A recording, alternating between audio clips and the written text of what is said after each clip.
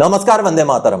दोस्तों, स्वागत है आप सबका सैनिक पाठशाला में। आज के वीडियो के कुछ बेहद महत्वपूर्ण जानकारियों को लेकर आया हूं, जैसे आप बोर्ड पर देख पा रहे हैं। दोस्तों, मई महीने का पेंशन स्पर्श द्वारा खाते में बहुत जल्द क्रेडिट होगा और एडवांस इंटीमेशन का मैसेज के बारे में भी आगे जानकारी हासिल करेंगे। साथ ही साथ 7वें पे कमीशन का रिकमेंडेशन को मानते हुए भारत सरकार ने 50% डीए पहुंचने की वजह से ग्रेचुइटी मर्ज करने का आदेश निकाल दिया है।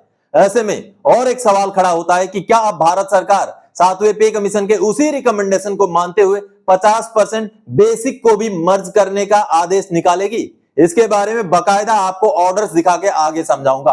और साथ ही साथ दोस्तों, एक अच्छी खबर है, वेटरन सेल की स्थापना कर दी गई है कमांड हेडक्वार्टर द्वारा। इसके बारे में आगे लेटर दिखा के आपको जानकारी दूंगा।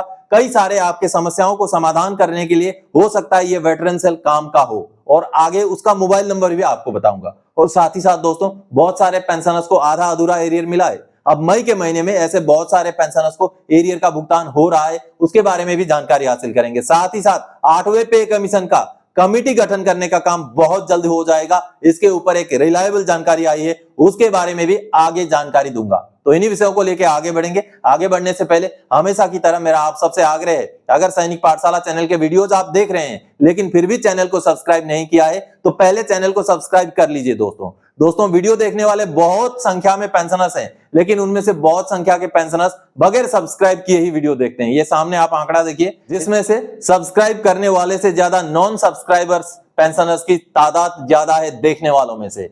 तो आपने भी अगर अभी तक सब्सक्राइब नहीं किया है चैनल को, तो चैनल को पहले सब्सक्राइब कर लीजिए। सब्सक्राइब करने के कोई पैसे नहीं लगते हैं, उसके बाद आप वीडियो देखना शुरू करें, क्योंकि आपके सब्सक्रिप्शन से मुझे मिलता है मोटिवेशन। चलिए अब आगे बढ़ते हैं जानकारियों की ओर। सबसे पहली जानकारी, वेटरन हेल्पलाइन सेंटर की स्थापना, मोबाइल नंबर भी जारी, पेंशनर्स का मिलेगी मदद। जी हाँ दोस्तों, पेंशनर्स को मदद दिलाने के लिए हेडक्वार्टर ईस्टर्न कमांड ने एक वेटरन सेल की स्थापना की है, उसका मोबाइल नंबर भी जारी किया है।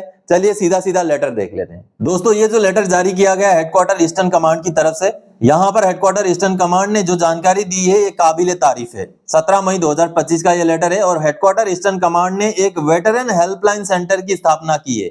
जी हाँ, हेडक्वार्टर ईस्टर्न कमांड के लोकेशन पर ही, विजय दुर्ग जो जगह है वहां पर ही उन्होंने ये सेंटर की स्थापना की है। पूर्व सैनिक फैमिली पेंशनरों की मदद के लिए ईसीएचएस या अन्य विषयों से जुड़े हुए समस्याओं का समाधान करने के लिए इस सेल का स्थापना किया गया है। अब इसका मोबाइल नंबर भी जारी किया गया है। जी हाँ, आप देखिए कौन से विषयों को आप यहाँ पर उठा सकते हैं। ये देखिए, it is cater for all ranks of veterans including those who are unable to visit veteran cell physically. सभी के लिए है ये वेटरन सेल, कोई भी रैंक के पेंशनर हो उनके लिए है, और जो नहीं जा सकते, नहीं पहुंच सकते, उनके लिए भी है। हेल्पलाइन नंबर के जरिए वो मदद ले सकते हैं। It will enable better oversight and responsiveness owing to recording of veterans grievances and their resolution in a time bound manner. यानी कि पूर्व सैनिकों को यथासंभव रेस्पॉन्स दिया जाएगा, जल्दी से जल्दी टाइम बाउंड मैनर पर उनके जो शिकायत है उनका निवारण किया जाएगा। Enable online assistance in terms of advice modalities that can followed by the veteran to resolve their issues। देखिए यहाँ पर जो हेल्पलाइन नंबर है वो भी जारी किया गया है, 7596075190। ये मोबाइल नंबर है, इस पे आप कॉल कर सकते हैं, लेकिन इसके लिए टाइमिंग दिया गया है, सुबह 8:30 बजे से 2 बजे तक ही आप कॉल कर सकते हैं। अगर कोई आपका इमरजेंसी हो तब आप रात को 10 बजे तक भी आप कॉल कर सकते हैं। अदरवाइज नॉर्मल आपका कोई समस्या को समाधान करने के लिए कोई ग्रीवेंस नोट कराना है तो 8:30 बजे से 2 बजे तक। ये एक काबिले तारीफ कदम है। बाकी कमांड हेडक्वार्टर में भी उनके लोकेशन में इस तरीके से हेल्पलाइन सेंटर की स्थापना जरूर की जानी चाहिए। चलिए आगे बढ़ते अगली जानकारी की ओर। एमएससीपी का पुराना एरियर स्पर्श से आया खाते में 1,94,484 मई के महीने में। जी हाँ दोस्तों, बहुत सारे ऐसे पेंशनर्स हैं जिनको स्पर्श द्वारा आधा अधूरा ही एरियर दिया गया है। जैसे किसी को अगर पुराने समय से ही एरियर लागू था, जैसे एमएससीपी का हो, एसीपी का हो या किसी भी चीज का हो, एरियर पुराने समय से लागू था, लेकिन जैसे ही ओआरओपी 2 या ओआरओपी 3 लागू कर दिया गया तब से लेकर एरियर दिया। जैसे ओआरओपी 3 अगर लागू किया तो जुलाई 2024 से अभी तक का एरियर दे दिया, लेकिन पुराना एरियर नहीं दिया। तो जैसे सैनिक पाठशाला के साथ जुड़ने के बाद पेंशनर्स ने मुझे जानकारी दी, तो उसके बाद मेरे गाइडलाइन में जब पेंशनर्स ने कार्रवाई किया तो उनको पुराना एरियर भी मिल रहा है। अभी एक पेंशनर है जिनकी पेंशन बढ़ोतरी बहुत पहले हो गई थी, लेकिन उनको पुराना एरियर नहीं मिला था, अब उसका भुगतान भी कर दिया और अमाउंट 1,94,484 रुपए जी हाँ दोस्तों, ये क्रेडिट का आप मैसेज देख पा रहे हैं, ये उनके खाते में क्रेडिट हो चुका है। और उनके बच्चे ने जो एक वीडियो मैसेज भेजा है उसको भी देख लीजिए। मेरे पिताजी 22 साल सेवा करके नायक रैंक से 2009 में रिटायर्ड हुए। 2009 से लेकर जून 2024 तक मेरे पिताजी को नायक रैंक की ही पेंशन दी जा रही थी। बाद में सैनिक पाठशाला सर की वीडियो देखे, उनसे पता चला कि मेरे पिताजी को एसीपी हवलदार लागू है। फिर सर से कांटेक्ट किया, सर ने गाइड किया, बहुत अच्छी तरह से गाइड किया। उसके बाद पिताजी को बढ़ी हुई एसीपी हवलदार की पेंशन भी मिलने लगी और जो बकाया है एरियर 1,94,484 रुपये का, वो सर की ही बदौलत है मिल पाया है। इसलिए सैनिक पाठशाला सर को हमारा बहुत दिल से आभार। तो आप सबने देखा, ऐसे बहुत सारे पेंशनर्स होते हैं जिनको पूरा एरियर नहीं मिल पाता, उनको पता भी नहीं चलता है। तो ऐसे में आपको भी अगर जानकारी चाहिए तो सैनिक पाठशाला के साथ आप जुड़ सकते हैं। आप सैनिक पाठशाला का चैनल को ज्वाइन कीजिए, आपको व्हाट्सएप नंबर मिलेगा, फिर आप व्हाट्सएप से मुझे कांटेक्ट कर सकते हैं। आपका जो भी समस्या है वो मेरे साथ शेयर कर सकते हैं, जितना हो सके मैं आपकी मदद करूंगा। चलिए आगे बढ़ते हैं अगली जानकारी की ओर। 50% डीए पर बढ़ा दिया 25% ग्रेचुइटी का मैक्सिमम लिमिट। अब सवाल उठा, 50% डीए मर्ज होगा? जी हाँ, 7वें पे कमीशन में दोनों रिकमेंडेशन थे। ग्रेचुइटी को मर्ज करने का भी रिकमेंडेशन था और पे पेंशन को बढ़ाने का भी रिकमेंडेशन था। तो 7वें पे कमीशन का इस रिकमेंडेशन को तो सरकार ने मान लिया, लेकिन पे पेंशन बढ़ाने को यानी कि 50% मर्ज को सरकार ने क्यों नहीं माना? चलिए पहले लेटर्स देखते हैं, पे कमीशन का रिपोर्ट देखते हैं, उसके बाद आगे उसके बारे में बात करेंगे। दोस्तों, भारत सरकार के रक्षा मंत्रालय का 14 मई 2025 का ये लेटर है। अब इस लेटर में जैसे ही हमारा डीए 50% हो गया, यानी कि जनवरी 2024 से ग्रेचुइटी में बढ़ोतरी होनी थी। जी हाँ, ग्रेचुइटी की बढ़ोतरी को लागू करते हुए इस लेटर को निकाला गया है। और ग्रेचुइटी की बढ़ोतरी कहां होगी? मैक्सिमम सीलिंग लिमिट में होगी, यानी कि सबसे मैक्सिमम जो ग्रेचुइटी मिलता था किसी को, तो वो 20 लाख तक ही मिलता था। किसी का ग्रेचुइटी कैलकुलेशन होकर अगर 22 लाख भी बन जाए तब भी उनको मैक्सिमम 20 लाख तक ही मिलता था। लेकिन अब जैसे ही डीए 50% पार कर गया है, अब उसका लिमिट को बढ़ा दिया गया है, यानी कि मैक्सिमम लिमिट अब 25% बढ़ा दिया गया है। 25% बढ़ा करके 20 लाख से 25 लाख कर दिया गया है, जिसका ये लेटर जारी किया गया है। और ये सारी चीजें 7वें पे कमीशन के रिकमेंडेशन के बेस पर ही किया गया है। 4 नंबर पैराग्राफ आप पढ़ेंगे तो पता चलेगा। Accordingly as per the government's decision in implementation of the recommendation of the 7 CPC, the maximum limit of all kinds of gratuity is increased by 25%, that is from 20 lakh to 25 lakh with effect from 1st January 2024। देखिए साफ साफ है, 7वें पे commission का recommendation को मानते हुए gratuity का मैक्सिमम लिमिट को 25 लाख कर दिया गया है, जैसे डीए 50% पहुंच गया। अब यहां पर एक सवाल होता है, 7वें पे कमीशन में तो 50% डीए को मर्ज करने का भी रिकमेंडेशन था। 10 साल तक इंतजार ना करके पे पेंशन को बीच में ही बढ़ोतरी करा देने का भी रिकमेंडेशन था, तो सरकार ने उसको क्यों नहीं माना? चलिए मैं सबसे पहले आपको 7वें पे कमीशन में ग्रेचुइटी को लेकर के क्या रिकमेंडेशन है और पे पेंशन बढ़ोतरी को लेकर के क्या रिकमेंडेशन है, वो दोनों रिकमेंडेशन दिखाऊंगा। उसके बाद हम जानेंगे कि क्या 50% बेसिक में मर्ज होना अभी भी संभव है। चलिए पहले 7वां पे कमीशन का रिकमेंडेशन देखते हैं। दोस्तों, 7वें पे कमीशन का ये रिकमेंडेशन रिपोर्ट है। अब इस रिपोर्ट में ग्रेचुइटी के लिए क्या रिकमेंडेशन किया गया और पे पेंशन बढ़ोतरी को लेकर क्या रिकमेंडेशन किया गया, वो मैं आपको दिखाना चाहूंगा। ग्रेचुइटी के लिए, ग्रेचुइटी बढ़ोतरी को लेकर के जो रिकमेंडेशन हो वो है पेज नंबर 389 में। तो चलिए 389 नंबर पेज में पहुंचते हैं। 50% डीए पहुंचने के बाद ग्रेचुइटी किस तरीके से बढ़ोतरी होनी है, उसका रिकमेंडेशन क्या था, उसको समझते हैं। दोस्तों, हम 389 नंबर पेज में पहुंच चुके हैं। ये रहा पेज नंबर 389 का पैराग्राफ नंबर 10.1.37।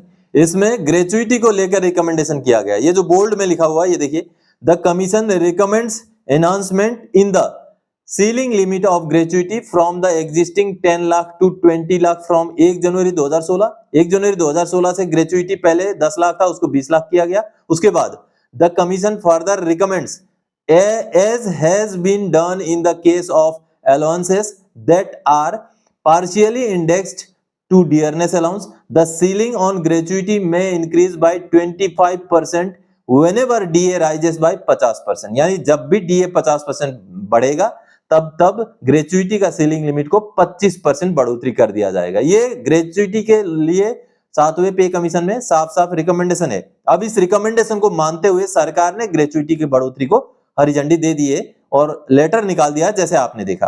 अब चलिए, पे पेंशन भी फिर तो बढ़ना था, 50% जैसे डीएडीआर हो गया, हमारा पे पेंशन को मर्ज किया जाना था, तो वो क्यों नहीं हुआ? उसमें रिकमेंडेशन किस तरीके का था सातवें पे कमीशन का, उसको देखेंगे। चलिए, ये लिखा हुआ है 5 नंबर पेज में, तो चलते हैं 5 नंबर पेज में आखिर रिकमेंडेशन किस तरीके का था। तो ये रहा 5 नंबर पेज दोस्तों। अब इस 5 नंबर पेज का पैराग्राफ नंबर 1.22, इसमें साफ साफ रिकमेंड किया गया है, it is also recommended that the matrix may be reviewed periodically without waiting for the long period of 10 years. यानी कि जो मैट्रिक्स है, जो पे पेंशन का जो स्लैब है, उसको लंबा 10 साल तक का इंतजार ना करते हुए बीच बीच में ही उसकी बढ़ोतरी कर दी जाए। It can be reviewed and revised on the basis of the Aykroyd formula which takes into consideration the changes prices of the commodities that constitute a common man's basket, which the Labour Bureau at Shimla reviews periodically. It is suggested that this should be made the basis for revision of the matrix periodically without waiting for another pay commission. साफ साफ recommendation था कि अगला पे commission का इंतजार ना करते हुए जो भी लेबर ब्यूरो का एआईसीपीआई का आंकड़ा आता है शिमला से, उन्हीं आंकड़ों के बेस पर एक्रोइड फॉर्मूला को लागू करते हुए पे पेंशन को बीच में ही बढ़ोतरी कर दिया जाए। यह रिकमेंडेशन यहां किया गया था 7वें पे कमीशन में। सरकार ने एक रिकमेंडेशन माना, दूसरा नहीं माना। अब इसके ऊपर जब राज्यसभा में सरकार से सवाल किया गया अभी 2025 में, तो सरकार ने क्या जवाब दिया था, ये सामने आप सवाल जवाब का ब्यौरा देख पा रहे हैं। 18 मार्च 2025 को ही सरकार से इसी विषय को लेकर के सवाल किया गया कि 50% सरकार मर्ज करेगी या नहीं करेगी। यह 7वां पे कमीशन का रिकमेंडेशन था। तब सरकार ने जो जवाब दिया है आप देखिए, सरकार ने कहा रिकमेंडेशन तो था, लेकिन इस रिकमेंडेशन को सरकार ने एक्सेप्ट नहीं किया था। यह सरकार का जवाब है। और सरकार के हिसाब से ग्रेच्युइटी वाला रिकमेंडेशन सरकार ने एक्सेप्ट किया था, इस वजह से ग्रेच्युइटी का मैक्सिमम सीलिंग लिमिट को बढ़ा दिया गया। अब जो पे पेंशन में 50% मर्ज करने वाला जो रिकमेंडेशन था 7वां पे कमीशन का, उसको सरकार ने एक्सेप्ट नहीं किया था, जिस वजह से अभी फिलहाल ऐसी मर्ज की कोई भी संभावना दिखाई नहीं दे रही है दोस्तों। चलिए अगली जानकारी की ओर आगे बढ़ते हैं। स्पर्श से मई का पेंशन जल्दी मिलेगा, एडवांस मैसेज आएगा 2-3 दिन में। जी हाँ दोस्तों, स्पर्श जो है हमारा पेंशन महीने के आखिरी वर्किंग डे में क्रेडिट करता है, और अब की बात 31 मई पड़ रहा है सैटरडे को, ये वर्किंग डे नहीं होगा, इसलिए उससे अगला दिन यानी कि 30 मई को एक दिन थोड़ा सा एडवांस में हमें इस महीने का पेंशन मिलेगा। और आज 23 मई हो चुका है, आगे 1-2 दिन के अंदर, 2-3 दिन के अंदर हमें एडवांस इंटीमेशन का मैसेज भी मिल जाएगा। बहुत सारे पेंशनर्स सवाल कर रहे थे कि सर मई का पेंशन कब मिलेगा, एक दिन पहले मिलेगा और बहुत जल्दी उसका एसएमएस भी आ जाएगा। चलिए अगली जानकारी की ओर आगे बढ़ते हैं। 8 सीपीसी की कमेटी और टीओआर की घोषणा कभी भी कर सकती है भारत सरकार। जी हाँ, एक रिलायबल रिपोर्ट सामने आई है जिसमें एनसीजेसीएम के सदस्यों का इंटरव्यू लेकर के ये जानकारी दी गई है कि भारत सरकार अब कभी भी 8वें पे कमीशन की कमेटी और टीओआर की घोषणा कर सकती है। चलिए रिपोर्ट देखते हैं दोस्तों। 8वें पे कमीशन से जुड़ी हुई एक महत्वपूर्ण जानकारी एनडीटीवी प्रॉफिट से निकल के आई है, और एनडीटीवी प्रॉफिट से ये जानकारी इसलिए निकल के आई है क्योंकि इंटरव्यू लिया गया था। जी हाँ, एनसीजेसीएम के कुछ मेंबर्स को और चेयरमैन का इंटरव्यू लिया गया था, जिससे ये जानकारी निकल के आई है। और एनडीटीवी प्रॉफिट के जानकारी थोड़े से रिलायबल होते हैं। 8th pay commission terms likely to be set soon say stakeholders amid delay in panel formation. यानी कि 8वें पे कमीशन का अब टर्म्स ऑफ रेफरेंसेस और जो कमेटी गठन करने का काम बहुत जल्दी हो जाएगा, ये बताया गया है। और ये बताया गया है एनसीजेसीएम की तरफ से। चलिए जो रिपोर्ट आया है वहां पर आप देखिए, the terms of references for 8th pay commission is likely to be approved soon by the central government, की stakeholders said, adding that they would accordingly formulate their various demands including those related to fitment factor and minimum wages। यानी कि साफ साफ कहा गया है कि अब जब कमेटी गठित होगी तो कमेटी के सामने सारी मांगे रखी जाएंगी।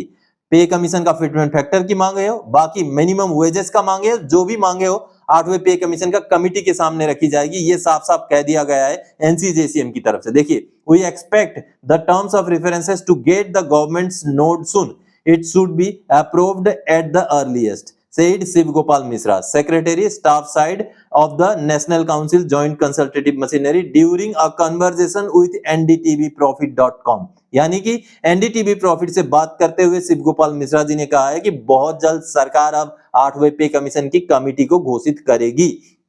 साथ ही साथ another NCJCM member on the condition of anonymity also said that the terms of for the 8th pay commission are expected to be cleared soon. और एक मेंबर ने भी कहा है, एनसीजेसीएम के और एक मेंबर ने अपने परिचय को ना जाहिर करते हुए ये कहा है कि 8वें पे कमीशन का जो टर्म्स ऑफ रेफरेंसेस है, जो कमेटी है, वो बहुत जल्द अब गठित हो जाएगी। कहीं ना कहीं 8वां पे कमीशन अब बहुत जल्द संगठित होने के चांसेस दिखाई दे रहे हैं। तो दोस्तों आज के इस वीडियो में इन्हीं जानकारियों के साथ आया था। आगे और कोई जानकारी दायक आपसे सरोकार रखने वाला विषय लेकर मैं फिर से हाजिर हो जाऊंगा। तब तक के लिए जय हिंद दोस्तों।